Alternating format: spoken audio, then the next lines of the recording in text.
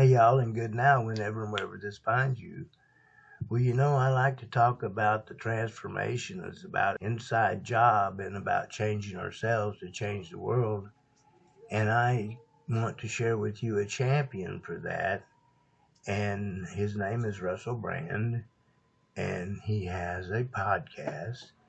And I want to steal some snippets from him to share with you about what I try to say, not so well as him, but it's the same thing, so check it out. Hello there, you 6.4 million awakening wonders. Thanks for joining me on this journey towards awakening. You know, on the other side of the pain, there is a great light and a great power. Allow it to engulf you. Burn away the weakness. Become the glorious individual you were born to be. Ignore their labels, traditional or progressive. Become the person you were born to be. Be willing to reach out in friendship and in love to the people across from you. Be willing to embrace the people you disagree with. And surely together we can change the corrupt systems that keep us all enslaved. But the worst thing of all is an intransigent state that will lie to you and will use propaganda rather than ever directly addressing your needs by changing the system that's creating these problems.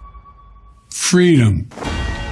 Okay, freedom, is it? Stay free is one of our personal catchphrases. It's the name of our show over on Rumble. Freedom is vital because freedom suggests that at the level of the individual, the level of the community, the level of the nation, if you need such a thing as a nation, there ought be the ability to be who you truly are. And we hope that that includes respecting and loving one another, taking on responsibility and duty without an external authoritarian force. Freedom is a very, very powerful word. It's obviously an impactful word. Personal freedom is fundamental to who we are as Americans. If you believe in freedom, what you're saying is we should be who we are, that you trust people to do the right thing. So you don't need to, for example, surveil them the whole time and steal their data, right? So who do they work for? Do they work for all these like construction workers and people of various colours and identities, who I believe they should be working for, by the way, that we should be healing America, that we should be accepting diversity, inclusivity. All these words they use are, in my opinion, the right words, as long as you include that people want to live differently all along the spectrum of different identities and cultural values. As long as you accept that, we're all cool, aren't we?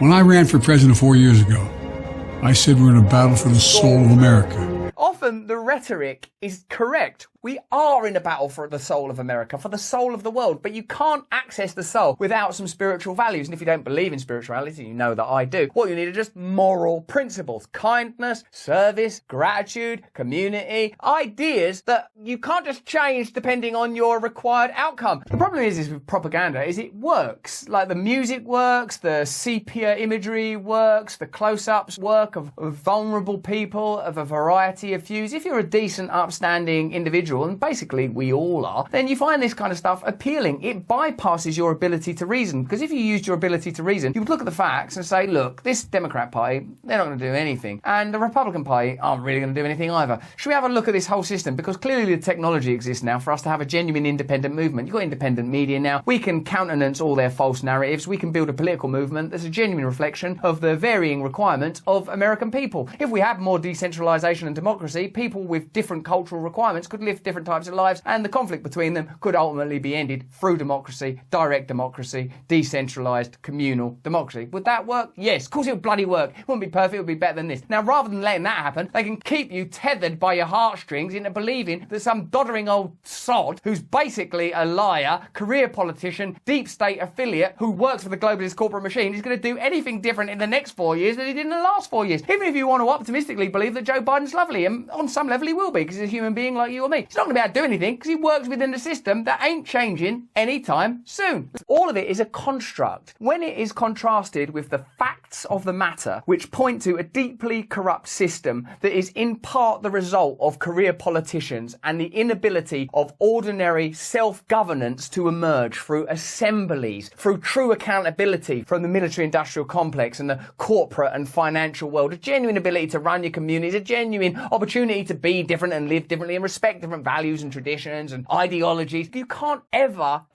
allow that to happen, because that will impede the interests of the powerful. This is, in a way, a beautiful piece of propaganda, but it's completely untrue, doesn't hold up very well to the facts, not during a time where there's been a massive wealth transfer, where there's been increased surveillance, where protest laws are on the rise, the militarisation of the police force is happening, the pharmaceutical industry, record profits. All of these things are facts. You have to accept and embrace these things. Even in this propaganda video, it was an opportunity to say, look, I don't think things have been really mental. We haven't been able to do the stuff we want. You can't ever do that. That's not how they talk. And that's why they fall prey to people who are able to talk somewhere within the meter of authenticity, even if I don't think they're going to be particularly successful. Hey, more important than any of that stuff, please stay free. These are ideas I've carried for a lifetime, and I'm old enough now to say a lifetime. I've lived a lifetime.